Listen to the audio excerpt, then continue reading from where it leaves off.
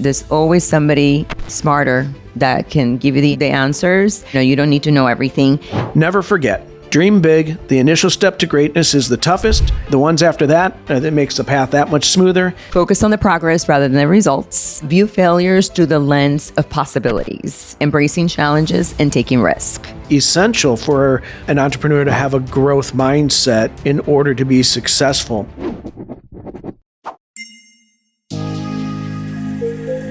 Hello and welcome to the Trustedpreneur Podcast. I'm David Ricci, certified business coach, chief strategist for Trustedpreneurs, master franchisee, accredited investor, and have over 20 years in corporate leadership roles. And I am Madeline Ricci, CEO at BNN Services, a company that specializes on remote online and mobile closing services for real estate transactions, and international master coach. Madeline and I have been married for 23 years, business partners for 16 years.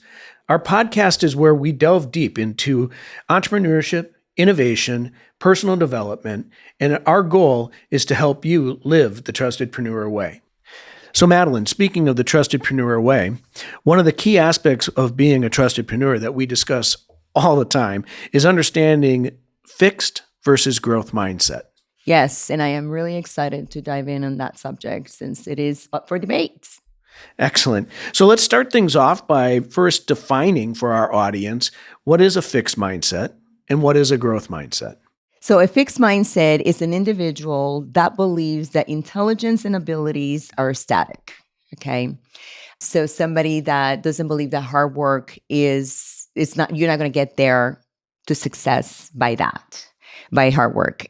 The other side of that, the contrast of that on the growth mindset is somebody that believes that their abilities and the talents and trades can absolutely be acquired through hard work, and they view everything through the lens of potential. Excellent. So many of our audience is people that have or are about to transition out of the corporate work structure. Mm-hmm. I have been reading and I have read recently that many, not all CEOs actually have a fixed mindset. Why do you think that is? And as a CEO yourself, where do you fall in the fixed versus growth mindset? It would be irresponsible for me to say that every CEO out there has a fixed mindset. Okay. Or that every CEO that has a fixed mindset cannot be successful. That would not be fair to say. However, they have been, studies and research and people that we know, right, in the CEO world that absolutely have fixed mindsets. And those individuals have red flags. And some of the red flags that I have discovered is successful bias, right? So a successful bias is one that will achieve a particular way of being successful, and that is the only way that they would want to do it. They don't want to be exposed to anything else. They don't want to approach anything new, any new tactics. That is the way they are, and they feel comfortable doing that. Fear of failure is another one, right? So no successful individual wants to be exposed, and because they feel that by failing, it is a weakness and it is a lack of intelligence, lack of competency, if you will, right? Another one is the ego status. The ego status is something that is interesting to me, but every CEO has it, some more than others, right? And so that one in particular is concerning because they are all about their reputation, right? Take, for example, the Iacocca guy. He was one that had an ego bigger than Mount Everest. It was all about him. He surrounded himself with people that will only give him feedback that would actually help him feel good about the decision making, even if it was limited, right? Another one is pressure and stress. The high pressure of the corporate environment, right? And being in the limelight all the time fosters that kind of fixed mindset. They don't want to be exposed. Again, it's all about exposure. And last but not least, limited feedback loop, right? Again, it is they will not surround themselves or ask for feedback with individuals that would be outside of that ego, that loop, because they want to hear how wonderful they are. And those individuals is exactly what they feed them.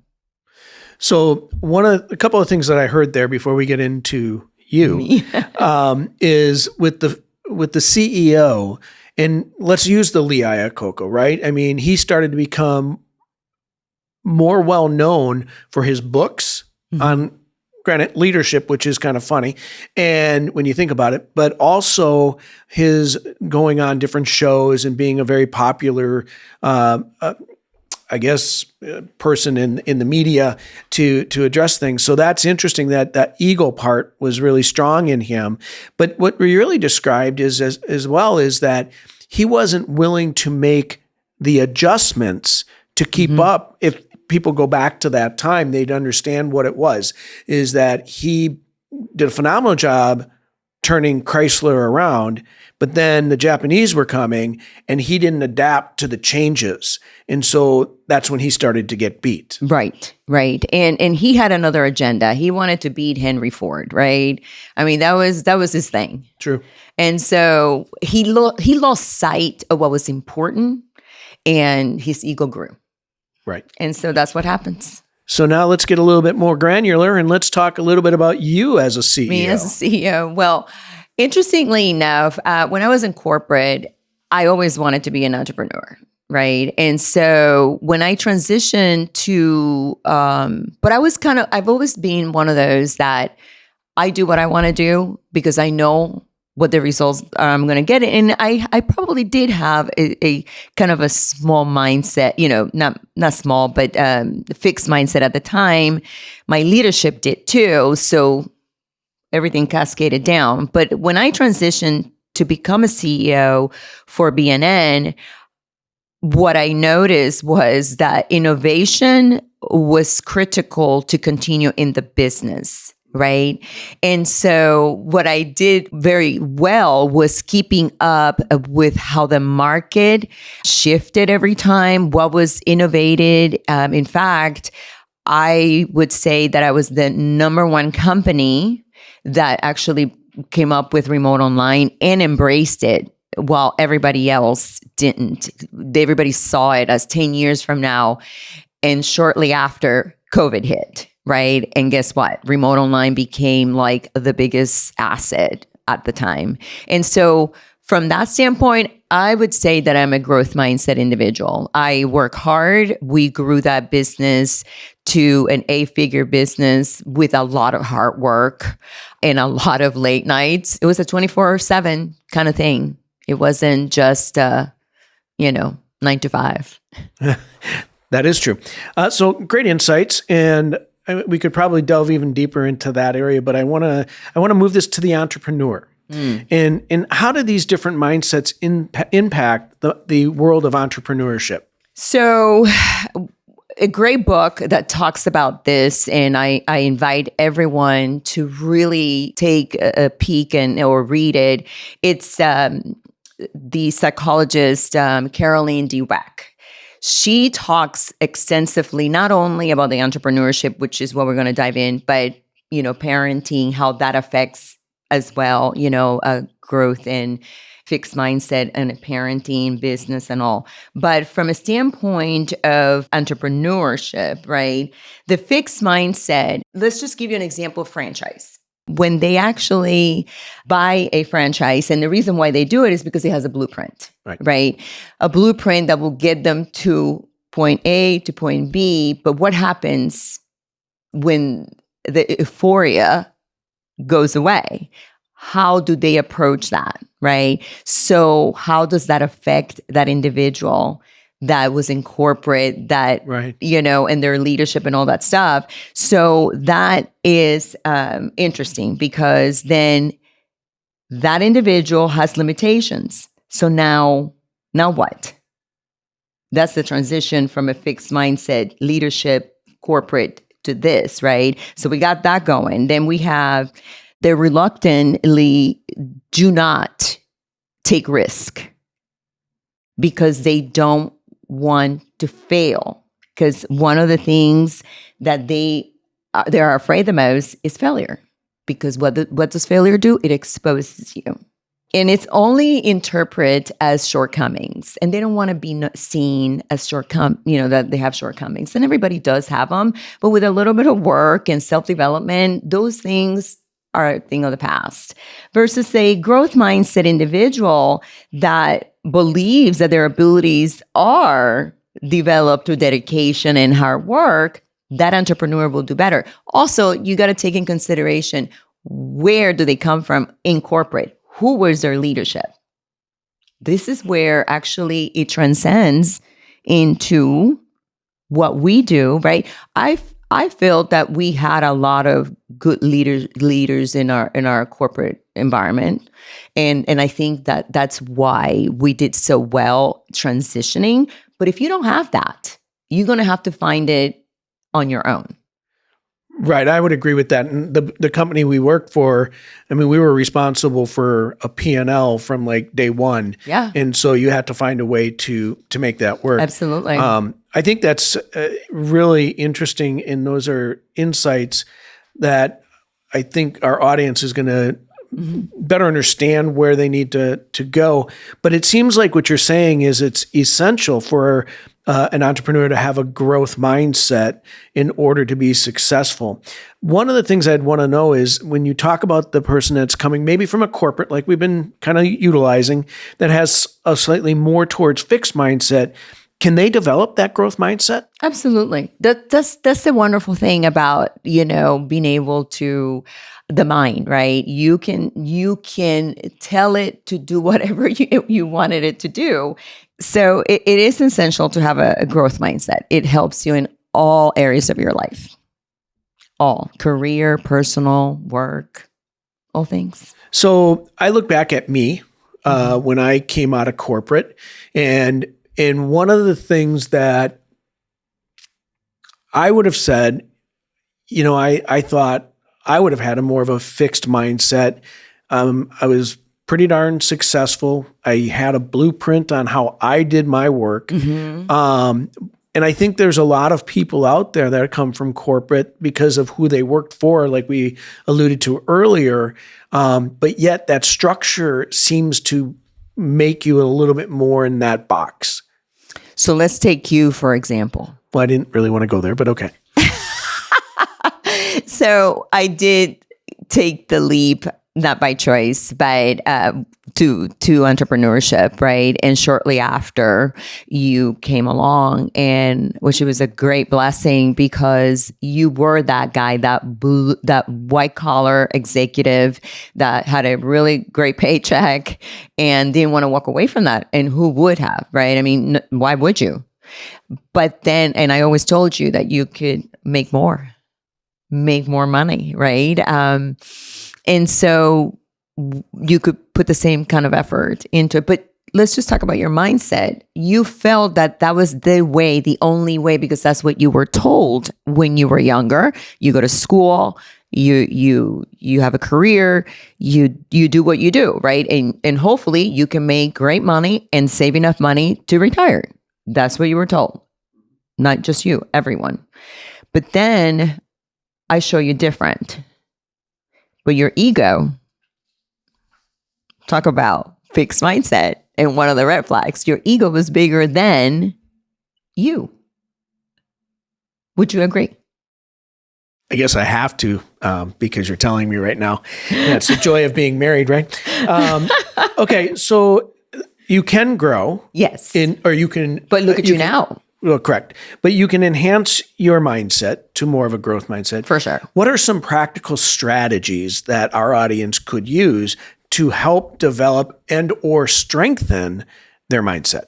Yeah, to be able to cultivate a healthy mindset, a healthy growth mindset, one would be embracing challenges and taking risk, which we talk extensively about the different types, right? And that's one of the things that you must do in order for you to cultivate that. View failures through the lens of possibilities. That's critical, right? I mean, it takes the same amount of effort. Focus on the progress rather than the results. It's one that I always embrace. the most, and keep an open mind and be willing to learn from others. There's always somebody smarter that can give you the answers, and it's okay. You don't need to know everything, and practice self-compassion. And also be mindful how you speak to yourself. Be kind. So self-talk is critical, huh? Critical. So, I can't think of the book right now, but there's a great book on self-talk, but I started doing some of that as well. And I find that when I start drifting into a direction of where I've always done it this way, that's what I'm going to do. I start reinforcing some positivity in my world. So thank you. Thank you for that. Those are really valuable insights, Madeline, some strategies for our audience to take. Wanted to kind of bring up this is the other day we were talking with a business owner, name not to be mentioned. As we were discussing their business with them, they were discussing their goal to grow, make more money. And at the same time, they kept saying, but I can't raise my prices. I don't want to add more people. I don't want to grow another location. Right. And it was interesting because as we were talking, and then we started doing what we do, and that's throw a number of different strategies out there. It was almost as if I was watching live a transformation, a mindset. And my question is, can it really happen that quickly? Because what I noticed is when we met with them the other day, they were even more energetic, more passionate about growing, it was like, who are you? Yeah.